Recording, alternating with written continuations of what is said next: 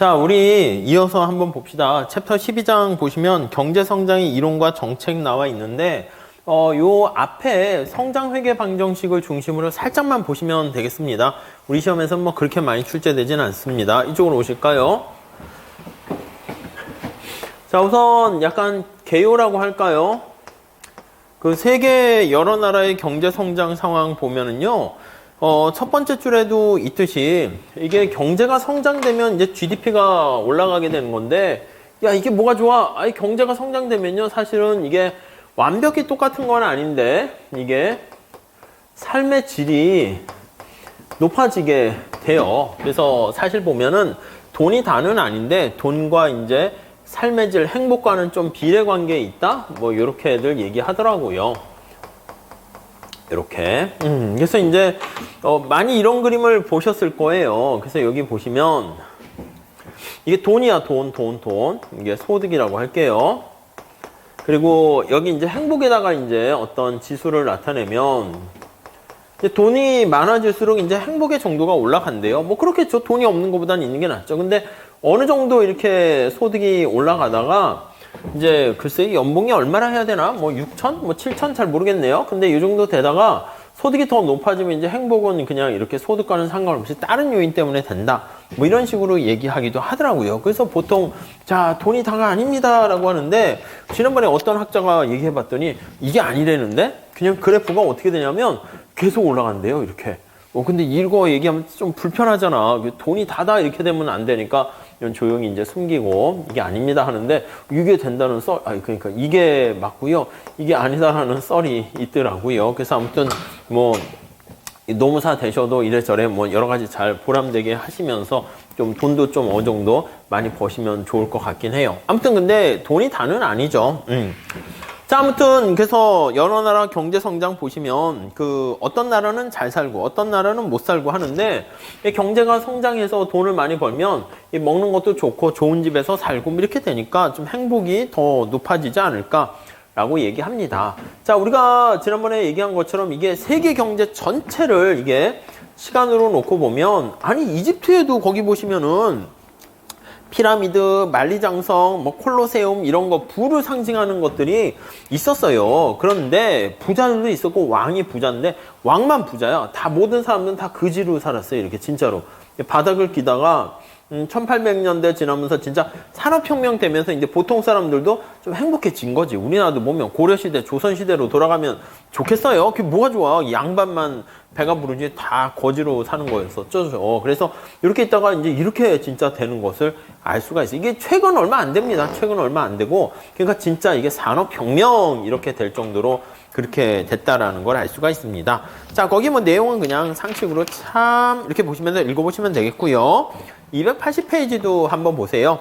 표를 보시면 국가별 경제 성장률의 차이해서 다른 경제 언론 책에 나와 있는데, 거기 일본, 중국 하다 보니까 우리나라가 늘상 빠져 있긴 해요. 근데 아무튼 일본, 브라질, 멕시코, 중국 쭉 나와 있는데, 거기 보시면은 뭐 기간 동안 나와 있고 연평균 성장률이 거기 보면 2.79, 2.38. 그러니까 우리가 이제 개발도상국 같이 이렇게 싹 성장할 때만 5%, 6% 이렇게 되고요. 이제 고도 성장기에 도달하게 되면 영국, 미국 보면 거의 뭐 2% 미만이 좀 일반적이긴 합니다. 근데 우리나라는 아직 좀 더 성장할 수 있는 힘이 더 있다라고들 많이 또 얘기하기도 합니다. 그리고 밑에 참고로 세계 거기 보시면 경제사의 기적의 계보 이렇게 나와 있는데, 우리나라도 늘상 이제 좀 들어가고 있는 상황이다 라고 보시면 될 것 같습니다. 제가 봐도 좀 대단하긴 해요. 우리가 옛날에 보면 아시아에서 엄청난 경제 성장을 하게 되는 4마리 뭐 용이다 이렇게 얘기했거든요. 4마리 용이 어떻게 있을까요? 뭐 이렇게 한국, 뭐 싱가폴, 뭐 전에 홍콩, 대만 뭐 이런 식으로 얘기했거든요. 타이완, 대만.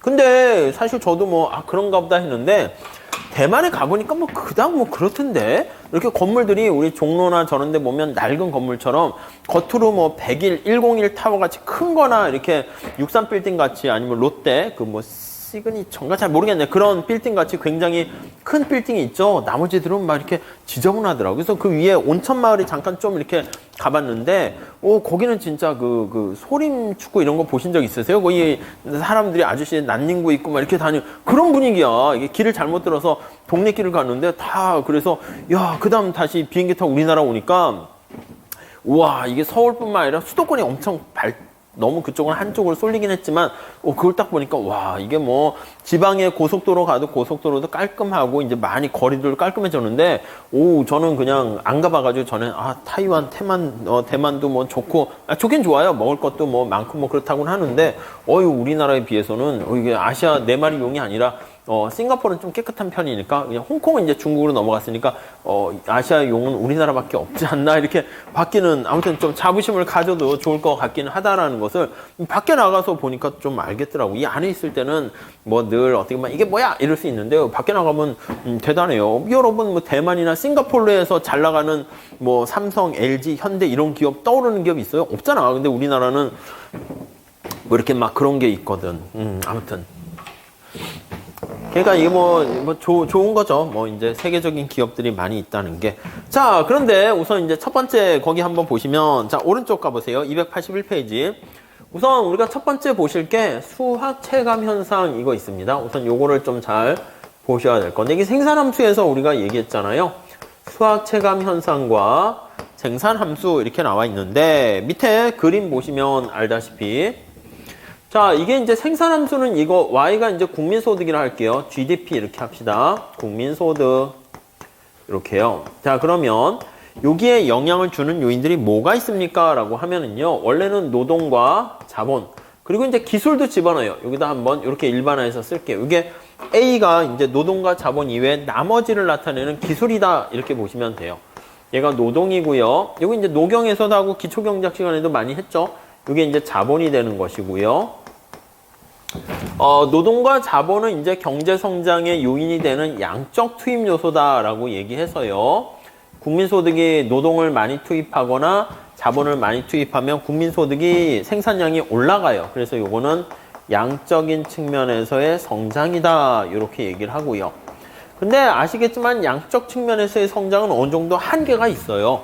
공부도 마찬가지예요. 절대 공부 시간을 늘려가지고 남들은 8시간 한다? 나는 12시간씩 할 거야! 이렇게 해가지고 하게 되면 더 잘하긴 잘하는데 뭔가 공부하는 방법을 깨닫지 못하게 되면은 한계에 봉착하게 됩니다.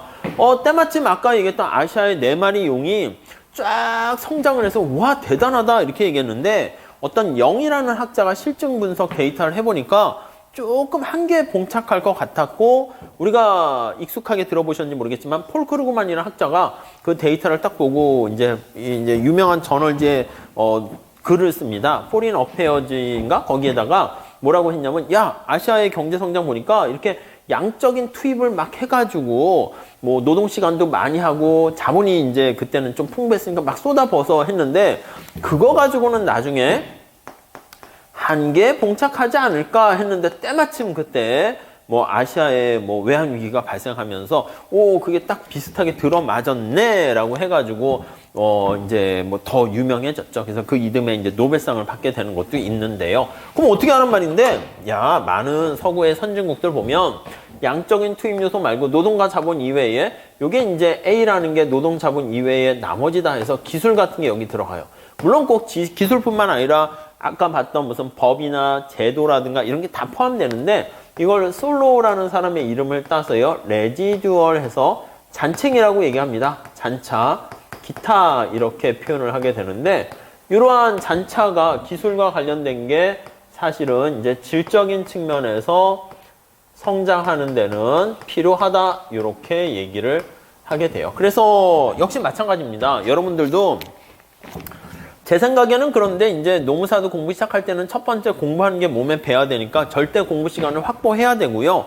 어느 정도 기본적인 내용과 이게 올라갔으면 답안을 쓰는 기술 거기에 또 초점을 많이 가져가셔야 돼요. 어떻게 어떤 내용을 어떻게 전개를 해야지 채점하시는 분들이 누군지 다 그걸 모르니까 이제 공략하기 쉽지 않은데 그거를 이제 좀 하면은 고득점이 될 것인가 그걸 좀 잘 생각해야 되는 거지. 뭐 나중에 갈 때 그러니까 답안 쓰는 그것도 신경 써야지 무조건 암기만 한다고 또 점수가 잘 나오는 건 아니에요. 아무튼 그걸 빨리 터득하는 게 뭐 지름길이 되는 거죠. 자, 그래서 가만히 보시면 우리가 칠판에 그림을 그려야 되는데 노동, 자본, 기술 이 세 가지를 다 할 수는 없잖아요. 그래서 우리 경장에서 늘상 얘기하는 단순화 작업을 합니다. 자, 어떻게 단순화합니까? 라고 하면 저 위에 나와 있는 A를 고정시키고요. K도 이렇게 고정시켜요. 다른 요인들은 일정하다는 가정하에서 다 고정시키면 뭐만 남습니까? 라고 하면은요. 요거 노동만 이렇게 남는 걸로 생각할 수가 있냐. 그래서 거기에다가는 중간에 띠 모양의 박스에는 요거만 넣어놨습니다. 자, 그래서 노동을 증가시킬 때 그때 GDP 국민소득입니다. 아니면 이게 이제 미시에서는 Q 해서 생산량 되는데 여기서 거시에서는 국민소득이라고 할게요. 자, 증가하긴 증가하는데요. 이게 체감적으로 증가하는 현상이 좀 일반적으로 많이 있어요. 이렇게 루트 속에 들어가 있는 걸로 하면은 얘가 이런 식으로 증가하는 거 알 수가 있어요. 자, 그러니까 노동의 투입량이 작을 때는 L0일 때는 이렇게 한 단위 증가할 때 산출량이 요만큼 되는데 근데 여기 나와 있는 것처럼 L1의 상황에서 노동을 한 단위 투입했을 때 산출량 증가는 요만큼 되는 거 알 수가 있고요. 자, 이걸 뭐라 그런다? 예, 한계 생산이 여기 보시면 수학이 체감하는 현상이다. 이렇게 얘기를 하게 돼요. 여기서 임플리케이션은 뭡니까? 라고 하면요. 기본적으로 여기 보세요. 국민소득의 요이가 낮은 수준이잖아요. Y에 A 이렇게 있고 여긴 좀 높은 나라들이죠. Y에 B라고 할게요.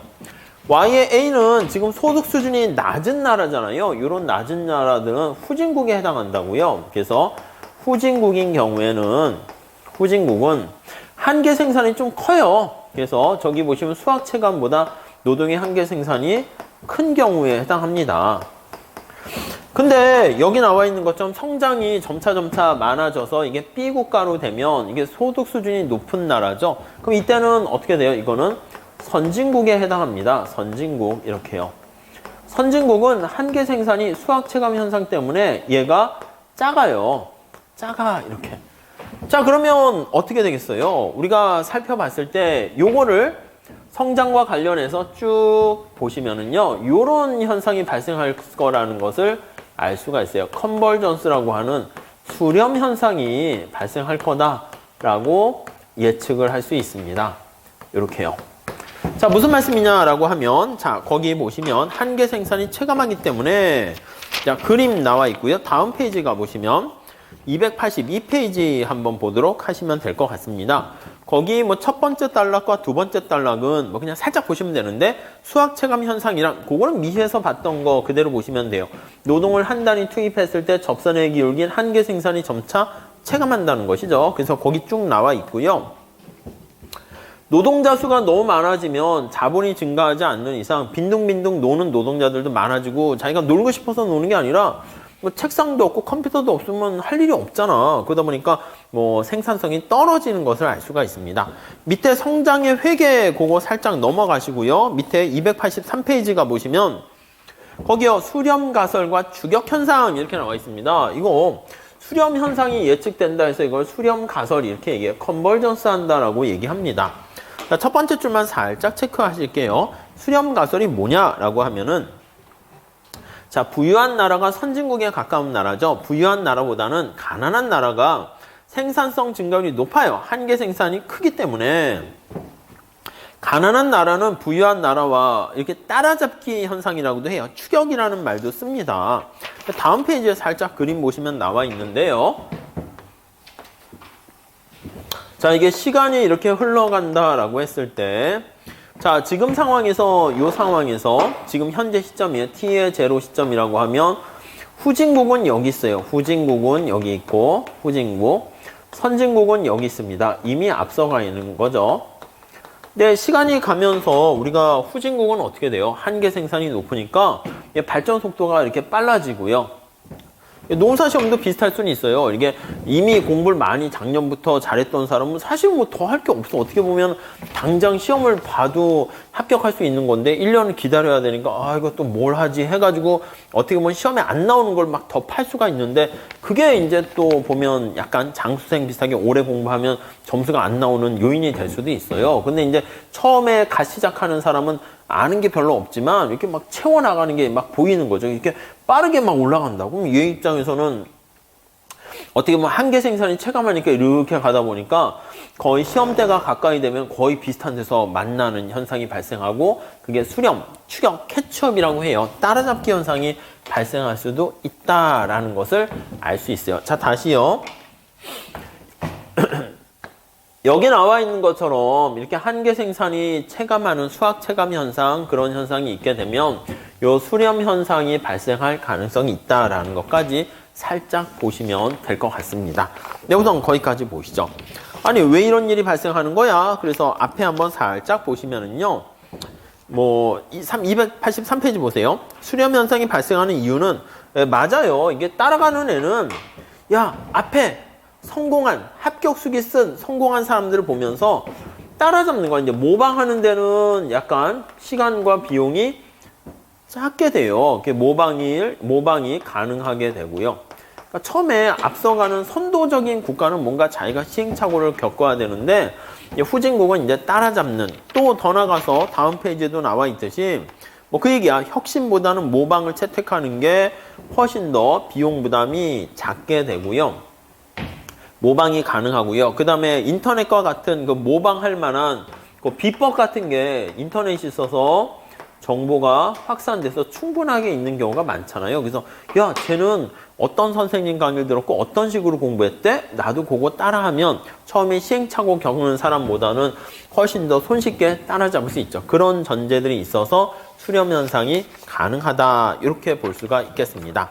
자 잠깐 이렇게 보시고 앞으로 가보도록 할게요. 자 282페이지 경제성장 회계 성장의 요인분의 그 별표를 하시죠. 자 그럼 별거 아니고 이거예요. 야 경제성장의 원천이 뭐야? 비결이 뭐야? 합격의 비결이 뭐야? 이렇게 얘기하는 거 비슷하게요. 성장의 원천을요 분해하는 거예요. 요거를 이제 분해합니다. 밑으로 가져갈게요. 여기 설명은 있지만 이렇게 가져와야 되겠네.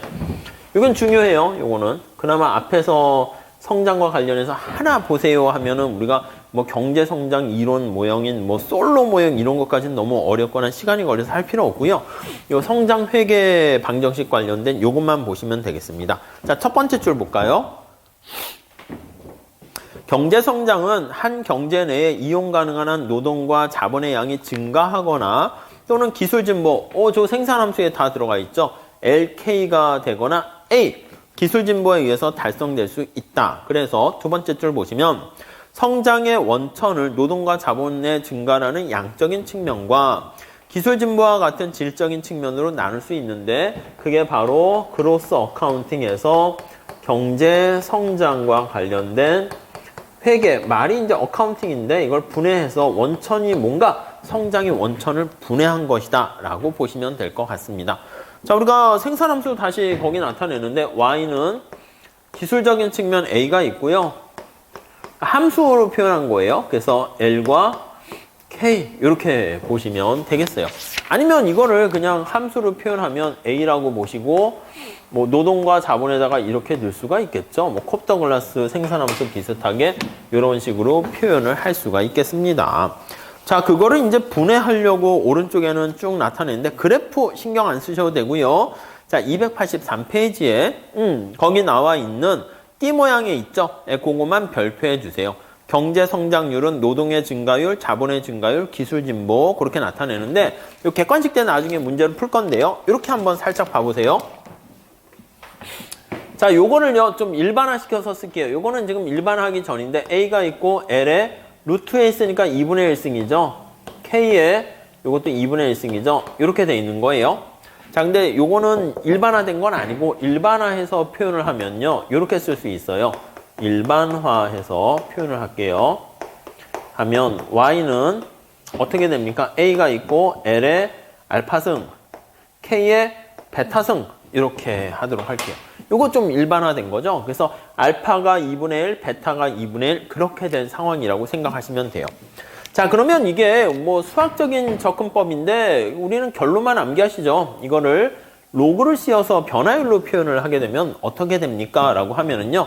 요거 암기하세요. 숫자 대입해서 하는 게 보통 경작 시험에 많이 나와요. 우리 시험은 거기까지 나오진 않았지만 그래도 성장과 관련해서 한 문제 나온다고 하면 요게 나올 가능성 많아요. 그래서 y분의 델타 y는 요 곱하기는 더하기로 나타냅니다. 그래서 a분의 델타 a. 요게 기술진보라고 그랬죠? 그리고 더하기. 여기에 나와 있는 게 우리가 탄력성이고 이게 가중치가 돼요. 그래서 알파가 내려와요. 알파 내려오고 L분의 델타 L. 이게 노동의 증가율 이렇게 됩니다. 더하기. 요걸 암기하세요. 베타가 내려가고 K분의 델타 K 이렇게 되는 거 알 수 있어요. 그래서 시험 문제에서는 보통 경작에서 이렇게 줘요. 뭐 알파 플러스 베타가 1이라고 가정을 우선 많이 하고요. 그럼 이게 1차 동차라는 가정을 하게 되는 건데요. 자, 그러면 요 베타 값은 1-알파가 되죠. 그래서 알파 값을 줘요. 알파가 뭐 0.5라면 이렇게 제시를 해주고요. 그럼 얘가 0.5면 알파가 0.5가 되면 베타도 0.5예요. 왜냐면 두 개 합쳐서 1이 돼야 되는 거니까 이렇게 문제에서 주어집니다. 뭐 어렵진 않고요.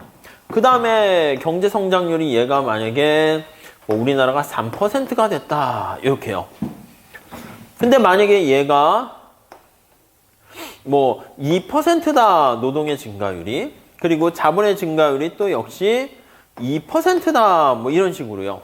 문제에서 다 제시됩니다. 자, 그러면 다시 생산함수를 주어지고 그 다음 이때 알파 플러스 베타 이걸 이제 너무 주면 너무 쉬워버리니까 이때 1차 동차 생산함수라는 가정하에서 이렇게 되면 알파 플러스 베타가 1이라는 거를 끄집어내야 되고, 그때 알파가 0.5라면 이렇게 얘기해버리면 베타도 0.5가 되는 거예요. 그때 노동의 증가율이 2%고 자본의 증가율이 2%다. 근데 그 나라의 경제 성장률이 봤을 때는 3%였었다. 야, 그러면 이 나라의 기술 진보는 얼마였게? 이거 찾는. 그냥 이거 1차 함수 그냥 해서 식을 그냥 구하는 거잖아요. 어떻게 돼요? 뭐 1% 이렇게 됩니까? 뭐 그렇게 찾는 문제예요. 아니면 얘가 1%가 됐다라고 하면은 그때 국민소득에는 얼마게?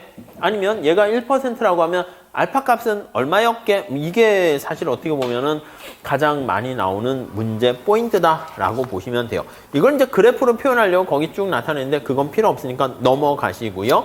요거 성장 회계에 관련된 어카운팅 요거 하나 머릿속에 잘 체크해 두시면 좋겠고요.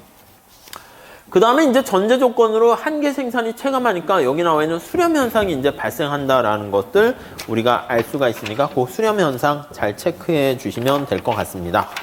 자, 다음 페이지 가보시면 284페이지, 5페이지 넘어갈게요. 예, 그 인구 증가와 경제 성장은 그냥 한번 읽어보시고요. 그냥 한번 읽어보시고 넘어가셔도 돼요. 그러니까 요즘은 인구가 증가하는 게 아니라 저출산, 고령화, 특히 저출산 이런 문제 때문에 야, 이게 문제가 많은데 인구 증가가 경제 성장에 부합할 것이다. 아니다. 인구가 너무 많아지면 거기 두 번째 단락에 멜더스는 인구론에서 인구의 지속적인 증가는 사회에 부담이 돼가지고 야, 이게 인구는 기하급수적으로 증가하는데 우리가 먹을 수 있는 농산물 같은 것은 뭐 산술급수적으로 가서 언젠가는 이거 다 커버하기 힘들어가지고 미래가 암울하다 해서 암울한 경제학의 어떤 원천이 된 게 멜더스의 인구론 때문에 그렇다라고 뭐 얘기를 하는데요. 칼라일이라는 교수가 그랬나? 잘 모르겠는데 뭐 거기 크레머라는 교수는 이분이 노벨상을 또 받았는데 아니다. 야, 인구가 증가하면서 세계 경제 성장률도 점점점 커졌다. 뭐 이렇게 언제나 상반된. 그러니까 왜 말씀드리냐면 야, 인구가 증가하면 좋아 나빠? 이렇게 많이 물어보는데 아니요. 좋은 측면도 있고 나쁜 측면도 있는 거예요. 늘상. 그러니까 노경답에서 정부가 어떤 정책을 실시했다라고 하면 언제든지 긍정적인 측면, 밝은 면이 있고 부정적인 측면이 있어요. 그래서 그걸 쫙 나열을 해주고 끝에 거기서 끝나기보다는 여러분들이 봤을 때는 긍정적인 측면과 부정적인 측면 중에서 어느 게 큰가, 뭐 보상의 원리에서 그런 식으로 끌고 가야 된다라는. 그러니까 모든 어떤 정책에 대해서는 플러스 마이너스 공이 있다는 것만 항상 생각을 해주세요. 그러니까 경제학자들은 그거를 너무 많이 잘 알고 있기 때문에 뭐 대통령이나 어떤 회사의 CEO가 야 지금 이렇게 하면 우리 회사 우리 국가는 어떻게 해야 돼? 이렇게 얘기하면 경제학자들한테 물어보나 마나요. 이런 경우에는 이렇고 저런 경우는 저렇고 이렇게 돼서 뭔가 똑 부러지는 얘기를 잘 못해요. 왜냐면 뭐 이럴 수도 있고 저럴 수도 있으니까 그런 거죠. 근데 이제 리더는 똑 부러지는 말을 해줬으면 좋겠는데 뭐 경제학자들은 그렇진 않죠. 자, 아무튼 이 추격 현상이 발생할까 이렇게 한번 봤더니 밑에요 성장률 보니까 뭐 비슷한 것 같긴 한데요. 다음 페이지 한번 볼게요. 자, 286페이지 한번 봐주세요. 자, 요게 따라잡기가 되려면 위에 그림에 별표 좀 해주실까요? 요게 따라잡기 현상이, 추격 현상이 발생하려면 여기 보시면 쭉 실증 분석을 했을 때 거기 위에 그림에서요. 왼쪽에 있는 거 한번 볼까요? 자, 거기 보니까 수평축은 1960년대 1인당 실질 GDP예요. 여기가 GDP 수준이죠. GDP 수준이에요. 자, 그리고 수직축은 뭡니까? 라고 하면 여기는 성장률입니다. 성장률. 잘 보시면 두 개와의 관계가 이렇게 마이너스 관계에 있어야 돼요. 이쪽이 주로 이제 미코, 영국, 스위스 이런 나라들이 포진해 있고요. 이쪽에 뭐 홍콩, 일본, 뭐 한국 이런 나라들이 이제 포진돼 있는 거야. 일본, 한국 뭐 이런 나라들. 싱가포르 이렇게 있는 거예요. 자, 그럼 이제 그룹이 두 그룹으로 나뉘었어요. 여기 그룹은 어떻게 돼요? 미국과 스위스 같은 약간 선진국 그룹은 실질 GDP 수준이 높아요. 높은데 성장률 수준이 낮아요. 이 그래프 보는 연습 때문에 보는 거예요. 반면에 이쪽에 있는 나라들은 어떻게 돼요? 실질 국민소득, 실질 GDP 수준은 좀 낮은 상황인데 성장률 수준은 높아요. 자, 그래서 요거 두 개와의 관계가 이런 식의 우하향하는 마이너스 음의 상관관계에 있게 되면 음의 관계에 있으면 자, 이게 뭘 뜻하는 거예요? 예, 앞에서 말씀드렸던 추격가설이 성립하는 거야. 그러니까 후진국은 지금 GDP 수준이 낮지만 성장률은 빠르고 이미 앞서간 선진국은 소득 수준은 높지만 성장률은 낮다라는 것을 확인시켜 주는 거죠. 그래서 이걸 그래프로 점을 찍어 봤더니 OECD 국가를 대상으로 해봤더니 성립을 하는 거야. OECD 약간 국가를 대상으로 했을 때는 대상시 수렴 가설이 추격한다는 말도 씁니다. 가설이 성립한다 이렇게 나오게 돼요. 성립 이렇게. 자, 그런데 이 국가를 좀 확대해 가지고 오른쪽에 한번 볼게요. 오른쪽에 봤더니 여기 역시 GDP 수준이 있고요. 여기 GDP 수준이 증가하는 정도의 성장률 이걸 봤더니 많은 나라를 집어넣었어요. 거기 보니까 한국, 말레이시아, 이스라엘, 아르헨티나 밑에 나이지리아, 중앙아프리카 이런 나라 했더니 이때는 뒤죽박죽이야 이게. 효과가 없는 거예요. 추격가설이 성립하지 않는 거죠. 자, 그래서 여기서 알 수 있는 게 뭔가라고 하면 여러분도 마찬가지예요. 만약에 스터디를 해가지고 농사 시험 준비를 한다라고 하면은 이제 그룹이 비슷한 어느 정도 수준이 돼서 연기, 1기 따라갔거나 작년부터 공부했거나 그런 사람들끼리 모여 있으면 뭔가 서로 벤치마크라고 아, 저렇게 쓰면 되겠구나 이렇게 되는 건데 스터디 팀을 구성했는데 공부를 많이 한 친구도 있고 이제 시작하는 거야. 농사 과목이 뭐예요? 이렇게 시작하는 사람도 있고 막 섞여 있으면 어떻게 돼요? 그 스터디가 약간 막장으로 갈 가능성이 많죠. 이게 수준이 너무 안 맞으니까. 그러니까 지금 여기 있는 것처럼 OECD 국가뿐만 아니라 뭐 아프리카에 있는 많은 나라까지 다 섞어서 해봤을 때는 추격가설이 성립하지 않더라라고 얘기를 합니다. 그래서 우리가 약간 제한된 조건부 수렴가설이라고 얘기하는데 결국 그것을 무엇을 뜻합니까? 라고 하면 OECD 국가같이 어느 정도 수준이 되는 나라들끼리는 야, 미국은 저런 식으로 해서 경제가 성장했네 보고 따라잡기 현상, 따라잡기, 모방을 할 수가 있는 상황이 된다라는 것을 알 수가 있게 됩니다. 자, 그래서 거기다가 정리를 해보시면 286페이지 한번 볼게요. 첫 번째 줄에 추격 현상이 이루어지는 경우와 그렇지 않은 경우를 보여주고 있는데 그림 왼쪽에서요. 국가별의 위치가 거기 나와 있는 것처럼 실질 GDP랑 성장률 축에 나타냈을 때 우하향하는 직선에 가까울수록 추격가설이 현상이 존재한다는 것을 의미하고요. 산업국가 내 거기 하나 밑줄 치세요. 그래서 어느 정도 산업을 기반으로 해서 좀 성장한 국가들끼리는 그런 현상이 발생한다는 것을 알 수가 있는데요. 근데 다음 줄에 보시면 후진국까지 포함한 모든 국가를 대상으로 했을 때는 오히려 성립하지 않더라라고 얘기를 하게 됩니다. 아셨죠? 자, 그래서 시험 문제가 여기서는 별로 출제는 안 됐어요. 그래서 하나 나온다 하면은 요 성장과 관련된 회계 방정식 관련해서 요거 하나 보시면 되겠고, 수학 체감과 관련한 수렴 현상 요 정도만 보시면 될 것 같습니다. 영역을 더 넓힐 것까지는 뭐 노경에도 도움되는 건 아니니까 뭐 그냥 넘어가셔도 될 것 같아요. 그래서 거기 보시면 286페이지에 뭐 경제 성장과 관련된 속도 결정 요인 이렇게 나와 있는데요. 자, 오른쪽 내용을 한번 살짝 볼게요. 그거만 살짝 보고 끝내면 될 것 같아요. 거기 보시면 무인도에 표류한 로빈슨 크루소가 이렇게 있습니다. 자, 거기 한번 볼게요. 두 번째 줄 볼게요. 자, 286페이지 거기 보시면 로빈슨의 어떤 삶의 수준의 향상은 생산성에 달려 있어요. 무인도에 표류한 로빈슨 크루소의 상황을 보면 생활 수준을 향상시키는 방법은 맛있는 물고기를 많이 잡는 것과 관련돼 있는데, 자, 물고기를 어떻게 잡니라고 하면은요, 거기 그림에 나와 있죠. 첫 번째는 노동이 필요해요. 노동이 힘, 건강이고요. 근데 맨손으로 물고기 잡을 수 없잖아요. 근데 이제 낚싯대라든가 그물이 있는 게 필요하죠. 그게 자본이라고. 도구가 있어야지 생산성이 올라가요. 그러니까 자본도 필요하고요. 또 기술이 있어야지. 낚시나 그물을 어떻게 던지는지를 잘 모르면 물고기가 많이 안 잡혀요. 그게 물고기 잡는 기술, 그게 기술이고요.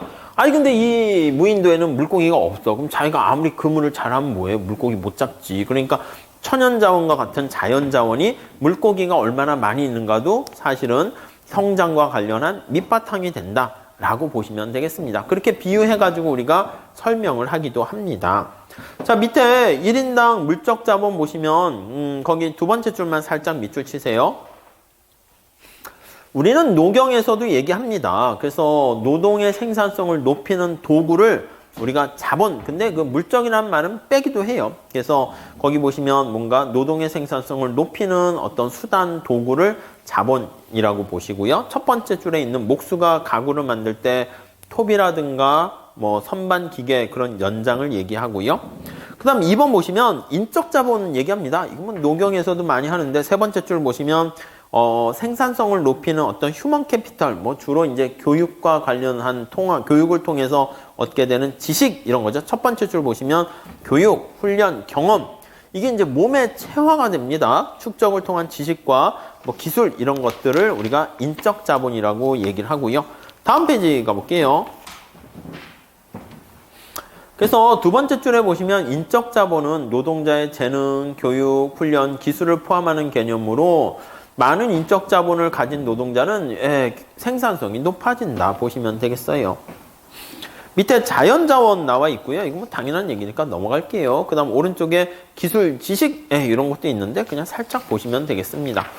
왼쪽에 그거 한번 보세요. 참고를 볼까요? 288에 보시면 여러분 IQ가 높은 날일수록 성장이 높을까? 이거를 또 어떤 심리학자가 실제로 해봤나 봐. 거기 수평축이 IQ 수준이고요. 1인당 소득 수준을 수직 축에 놨는데 약간 비례관계 있네요. 두 번째 단락에 아니면 세 번째 줄 볼까요? 네, 거기 보니까 네 번째 줄에 있네. 평균 IQ가 100일을 넘어서는 국가는 그래도 제일 높은 게 평균 홍콩 107, 한국, 일본 약간 동북아시아에 관련된 국가들이죠. 북한도 껴있네. 북한도 참가했나? 대만, 싱가포르 다 이런 나라고 북한을 제외하고는 다 선진국에 있었고요. 북한도 뭐 우리나라 사람이니까 머리가 좋나 봐요. 그리고 밑에서 두 번째 줄 IQ가 65 이하인 나라는 약간 아프리카죠. 콩고, 감비아, 뭐 세네갈, 이디오피아 뭐 등등등 약간 최빈국이 뭐 많이 포함되더라. 그러니까 뭐 이런 재밌는 연구도 하긴 합니다. 자, 다음 페이지 넘어가 보시면요. 290페이지가 보시면 정부의 경제 정책 경제 성장 정책 나와 있는데 이거는 넘어갈게요. 우리 시험 문제거리는 아니고 그냥 아까 얘기했던 노동의 생산성을 올리고 그 다음 자본 축적을 잘 형성하고 기술 정책도 중요하고 292페이지에 뭐 기업가 정신이라든가 뭔가 기업이 잘 능력을 발휘할 수 있는 여건을 마련해야 된다. 뭐 그런 얘기입니다. 돈이 없으면 294페이지에 제목들만 보세요. 뭐 해외로부터의 여러 가지 자금을 조달하는 직접 투자라든가 또 거기 보시면 밑에 건강, 영양 상태 이런 것도 중요해요. 잘 먹고 이렇게 해야지 사실은 또 생산성이 높아지니까. 그리고 이제 295페이지에 재산권과 사회적 안정, 그것도 마찬가지죠. 북한에 누가 투자해라 했더니 지난번과 같이 뭐 개성공단처럼 갑자기 김정은이 변해서 야 니네들 놓고 다 나가 잃어버리면 내가 갖고 있던 재산 다 날아가니까 불안해서 할 수 있겠습니까? 뭐 그러니까 그런 재산권이나 사회적 안정도 중요하다라고 보시면 될 것 같고요. 그 다음에 이제 296페이지에 가보시면 뭐 자유무역, 그래서 자유무역을 한 나라랑 수출 대체형으로 해가지고 폐쇄국가 비슷하게 해서 보호무역으로 한 나라랑 봤을 때 대외지향적인 국가가 대내지향적인 국가보다는 전반적으로 다 성장률이 속도가 빨랐다라는 것을 알 수가 있습니다. 뭐 그런 내용들 나와 있는데 그냥 상식으로 보시면 될 것 같고요. 뭐 개발도상국의 경제성장 뭐 넘어가도 될 것 같습니다. 299페이지 가보시면 성장의 한계와 내생적 성장 이론 나와 있는데 그 두 번째 줄에 1972년에 로마 클럽에서요 보고서를 하나 만들게 됩니다. 성장이 여러 가지 자연자원을 다 고갈돼 가지고 성장이 여기 나와 있는 것처럼 한계 생산이 체감해서 언젠가는 성장의 한계에 봉착하게 될 것이고 따라잡기 현상이 발생할 것이다 이렇게 생각했는데 아이고 현실에선 그렇지 않은 거야. 왜냐하면 후진국은 이렇게 계속 더 후진국이 되는 경우가 많고요. 선진국은 오히려 더 이렇게 가는 거야. 격차가 더 벌어지는 거야. 이렇게. 요즘도 뭐 그렇지 않습니까? 뭐 어느 업종을 하던 뭐 모델이 되던 배우가 되던 야구 선수가 되던 축구 선수가 되던 미술가 음악가가 되던 그 분야에서 탑을 찍는 사람들은 이렇게 더 빈익빈 부익부가 더 커지고요. 대부분 사람들은 또 이렇게 있고요. 그러니까 요즘은 야 이게 수렴되는 게 아니라 오히려 격차가 더 벌어지는 위너가 모든 것을 가져가는 그런 상황이 되던데 이거 왜 이렇게 돼? 뭐 이렇게 우리 노무사 시장도 보면은 잘 나가는 유명하신 선생님은 엄청 사람 많고 그렇지 않은 사람들은 뭐 이렇게 있잖아요. 그러니까 모든 시장이 이렇게 되는 약간 그 원인을 우리가 이제 분석하게 되는데 성장이 오히려 더 격차가 벌어지는 그런 것들을 우리가 이유를 찾았는데 그게 이제 다음 페이지에 가보시면 300페이지에 스탠포드 대학의 로머라는 학자가 내생적 성장 이론을 이제 발표했는데 얼마 전에 이제 노벨상을 받게 됐죠. 그래서 그런 얘기들을 우리가 더 발전시켜서 연구를 하고 있다라고 보시면 될 것 같습니다. 자, 그래서 경제 성장과 관련해 가지고는요, 지금 말씀드린 것처럼 수학 체감 현상이란 생산함수를 확장해서 우리가 원천을 살펴보게 되고 그 원천을 분해한 작업이 성장 회계다, 그로스 어카운팅이다. 요 정도까지만 보시면서 뭐 수렴 가설이라든가 수렴이 되지 않는 최근의 현상이라든가 그런 거 정도만 보시면은 뭐 충분하지 않을까 하는 생각입니다. 아셨죠? 그 정도만 가볍게 보시면 될 것 같습니다. 자, 이렇게 하시고요. 다음 시간에 경기 변동과 관련해 가지고 거기서부터 설명하면서 수업 진행해 나가도록 할게요. 자, 여기서 마칠게요. 수고하셨습니다.